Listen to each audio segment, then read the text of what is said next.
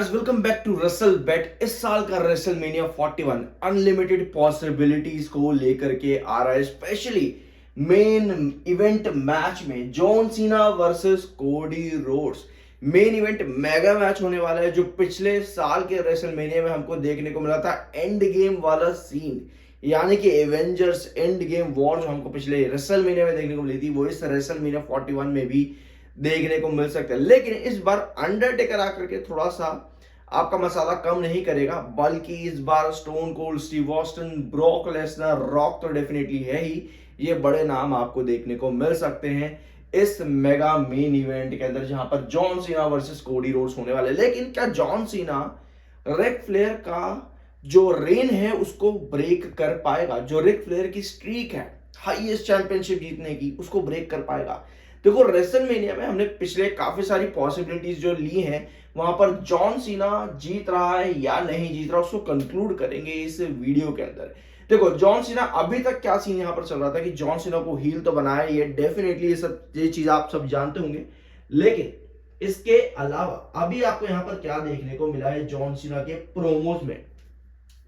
John Cena के promos में अभी तक आपको क्या देखने को मिला है, और जितना भी अभी तक सेगमेंट दिखाया है जॉन सीना और कोडी रोड्स के बीच में, वहां पर यही देखने को अभी तक मिला था कि जॉन सीना बिल्कुल चुप था और कोडी रोड्स बोल रहा था। यानी कि जॉन सीना को जो प्रोमो एक होते हैं ना पुराने की विंटेज जॉन सीना प्रोमो में दिखा, अभी तक वो चीज नहीं दिखी थी। लेकिन इस बार जॉन सीना ने कुक किया कोडी रोड्स को भी, ठीक है। लेकिन एट द एंड वही था कि जॉन सीना क्योंकि हील है इस समय, तो जॉन सीना बैक स्टैप भी करेगा डेफिनेटली। वो इस समय फेस तो है नहीं, तो बैक स्टैप भी करेगा क्योंकि हीरो नहीं है, हीरो इस समय कोडी रोड्स है।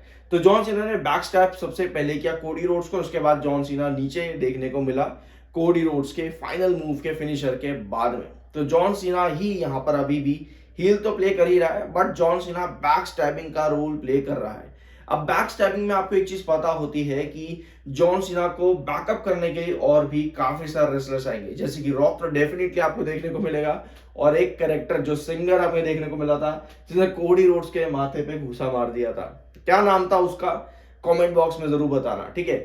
तो वहां पर ये दो नाम हमको तो देखने को मिलेंगे जो जॉन सीना की मदद करेंगे। अपार्ट फ्रॉम दिस और भी रेसलर्स क्या पता यहां पर देखने को मिले, बट कोडी रोड्स की मदद करने के लिए बड़े नाम दो ही निकल सकते हैं, पहला ब्रॉक लेसनर और दूसरा देखने को मिल सकता है स्टोन कोल्ड स्टीव ऑस्टिन।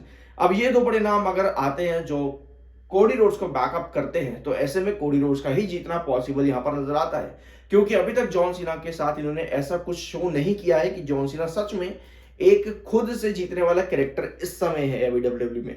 क्योंकि बैक स्टैबिंग करना, प्रोमोज में ना जॉन सीना को जिताना, इसका मतलब यही है कि डब्ल्यूडब्ल्यू रेसलमेनिया के अंदर जॉन सीना को अभी नहीं जिताना चाहता। तो अगर जॉन सीना अभी नहीं जीतता है, तो यानी कि जॉन सीना को टाइटल नहीं मिलेगा, तो कोडी रोड्स रिटेन करता देखने को मिलेगा। ये सबसे बड़ी पॉसिबिलिटी अभी यहां पर बन सकती है, यानी कि कोडी रोड्स को जो बैकअप करने वाले रेसलर होंगे वो इतने बड़े होंगे कि Brock Lesnar, sorry, Rock the Dwayne Johnson जो जॉन सीना के साथ होगा, उसको भी फेल और फ्लॉप कर दे, ठीक है। तो ये है पॉसिबिलिटी। अभी तक जॉन सीना ने जितना भी किया है कोडी रोड्स के साथ में, उसमें दम इतना नहीं दिखा, क्योंकि जॉन सीना अकेला अभी तक नजर ही नहीं आया है पूरे के पूरे स्केनेरियो में, जहां पर जॉन सीना अकेले डिफीट कर रहा है, फिर चाहे वो प्रोमो हो, फिर चाहे वो इस तरह से फाइट या ब्रॉल कुछ दिखाया हो, जहां पर एक तरफा जॉन सीना ही कोडी रोड्स को पीट रहा है, ठीक है। तो देखते हैं, मेरे हिसाब से कोडी रोड्स ही रिटेन करेगा। जॉन सीना के जीतने की पॉसिबिलिटी एज अ हील अभी काफी कम नजर आती है। तो ये आपका हो सकता है रेसलमेनिया मेन इवेंट विनर। लेकिन सबसे बड़ा एक और मैच, एक और रेसलमेनिया का main event, Roman Reigns, CM Punk और सेथ रॉलिंस। इस पूरे सेगमेंट के बाद क्या हुआ था, जब साइनिंग, ऑफिशियल कॉन्ट्रैक्ट साइनिंग हो गई थी, हमने देखा पॉल हेमन और सीएम पंक के बीच में सेगमेंट भी हमने देखा ऑन स्टेज, जब सेथ रॉलिंस भड़क गया, Roman Reigns check check check. तो ये पूरा सेगमेंट जब यहां पर चला, इस समय यहां पर कौन जीत रहा है? और हाँ, इसके बाद ऑफ एयर क्या हुआ था डब्ल्यूडब्ल्यू के अंदर, वो भी मैंने आपके साथ एक वीडियो में शेयर कर दिया था कि बाद में जब सीएम पंक एग्जिट कर जाता रिंग में से, तो सेथ रॉलिंस ने क्या किया और रोमन रेंस ने क्या किया, वो भी मैंने आपके साथ शेयर करा था। उसके बाद जब कोडी रोड्स ने डब्ल्यूडब्ल्यू रॉ के एपिसोड में कोडी रोड्स ने जब जॉन सीना को पटक दिया, उसके बाद जॉन सीना का क्या हुआ था ऑफ एयर, वो वीडियो भी मैंने आप लोगों के साथ यूट्यूब पर ही मेरे इसी चैनल पर शेयर कर दिया है। दोनों का लिंक डिस्क्रिप्शन बॉक्स में, उनको भी देख लेना और चैनल को सब्सक्राइब जरूर कर देना, ठीक है। तो यहां पर इस ट्रिपल थ्रेट मैच में आपको किसकी पॉसिबिलिटी जीतने की ज्यादा नजर आती है। ठीक है, एक बार उसको डिस्कस कर लेते हैं कि कौन यहाँ पर जीत सकता है सेथ रॉलिंस, कोडी रोड्स और जॉन और रोमन रेंज के बीच में। देखो अभी तक रोमन रेंज पिछले 3 4 5 साल से हम देख रहे हैं कि रोमन रेंज विक्टोरियस देखने को मिलता है हर मैच में। कोई भी मेन इवेंट पीएलई होता है वहां पर रोमन रेंज ही विक्टोरियस हो रहा है। सेथ रॉलिंस भी विक्टोरियस होता है बट सीएम पंक, क्योंकि सीएम पंक का पहला रेसलमेनिया मेन इवेंट है और हमें फेवर के बारे में अभी तक नहीं मालूम है कि फेवर में क्या होने वाला है, तो वो फेवर हमें यूज होता देखने को मिल सकता है रेसलमेनिया में। तो अगर रेसलमेनिया में पॉल हेमन और सीएम पंक के बीच में जो फेवर है अगर वो यूज होता है तो सीएम पंक विक्टोरियस होता देखने को मिल सकता है। लेकिन किसी रीजन की वजह से, जैसे कि मनी इन द बैंक में देखते हैं, कोई money in the bank cash in करने आता है अपना, तो बीच में इंटरफेरेंस होते हैं तो money in the bank cash in नहीं कर पाता, पिट के उल्टा चले जाता है वापस। ठीक है, और उसका कैश इन खराब चले जाता है या फिर उसका कैश इन हो ही नहीं पाता। ठीक है, तो ऐसे में एक चीज हो सकती है कि कुछ ऐसी इंटरफेरेंस हो जाए या फिर कुछ ऐसा सेगमेंट ये क्रिएट कर दे मैच के अंदर रेसलमेनिया मेन इवेंट में कि वो जो फेवर की हम बात कर रहे हैं ना वो फेवर यूज हो ही ना पाए। ठीक है, पॉल हेमन और सीएम पंक का वो फेवर यूज हो ही ना पाए। तो इस कंडीशन के अंदर हो सकता है कि अगर फेवर यूज नहीं होता तो सीएम पंक हमको हारता देखने को मिल सकता है और बैकलैश में फिर से इन तीनों के बीच में फिर से एक ट्रिपल थ्रेट हो या फिर इनमें से किसी एक के साथ सीएम पंक का ट्रिपल थ्रेट हो मैच हो सकता है। ठीक है, तो उस मैच में हो सकता है कि हमको फेवर यूज होता देखने को मिले। तो ये दोनों पॉसिबिलिटी है कि या तो रेसलमेनिया मेन इवेंट में ही फेवर यूज हुआ है या फिर आपको बैकलैश में फेवर यूज होता देखने को मिले सीएम पंक का और पॉल हेमन के बीच में। अपार्ट फ्रॉम दिस जो पहली पॉसिबिलिटी है उसमें सीएम पंक जीतता है, दूसरी पॉसिबिलिटी में दोनों में से कौन जीत सकता है, सेथ रॉलिंस और रोमन रेंस। मुझे लगता है कि रोमन रेंस के चांसेस काफी ज्यादा है। एक पॉसिबिलिटी ये भी थी कि पॉल हेमन हाथ मिला ले सेथ रॉलिंस के साथ, बट ऐसा नहीं हो सकता क्योंकि ऑलरेडी फेवर की बातें चल रही है और इमोशनल सेगमेंट्स में हमको देखने को मिल रहे हैं ऑलरेडी सीएम पंक और पॉल हेमन के बीच में। अपार्ट फ्रॉम दिस इस मैच में क्या देखने को मिल सकता है, गुंतर वर्सेस जे ऊसो। अभी हमने देखा रॉ के एपिसोड में गुंतर ने जिमी ऊसो को पूरी तरह से ब्लड बाथ में रख दिया। ठीक है, उसके बाद जे ऊसो को भी बांध दिया। तो अब यहाँ पर चीजें ये निकल कर आ रही हैं कि अभी तक गुंतर को विक्टोरियस दिखा रहे थे, बड़ा दिखा रहे थे, तो जे ऊसो को नीचे दिखा रहे थे। लेकिन अब जब जिमी ऊसो की हालत इतनी बुरी कर दी है तो एक ब्लड रिवेंज भी यहाँ पर देखने को मिल सकता है।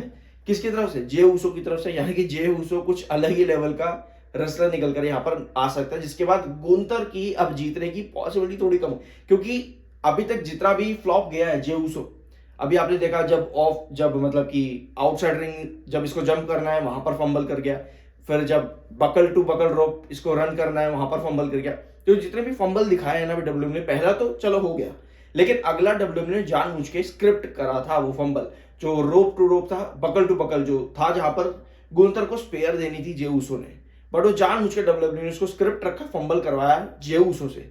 ठीक है, ताकि उसको वीक दिखा सके। बट अगले ही एपिसोड के अंदर जब जिमी ऊसो को गुंतर ने हराया वहां पर जे ऊसो को थोड़ा सा एक रिवेंज के अंदर रखने के लिए डब्ल्यूडब्ल्यू ने ऐसा किया कि जे ऊसो को अब ये अलग ही लेवल पर दिखा दे कि अब ये जे ऊसो गुंतर का क्या दिखा सकता है एपिसोड के अंदर, वो कुछ नेक्स्ट होगा। तो फैंस की जो एक्सपेक्टेशन थी कि जे ऊसो गुंतर को नहीं हरा सकता, वो एक्सपेक्टेशंस हो सकता है हमको चेंज होती देखने को मिले, फैंस के मूड चेंज होते देखने को मिले और जे ऊसो की तरफ फैंस फिर से वापस अट्रैक्ट हो जाए।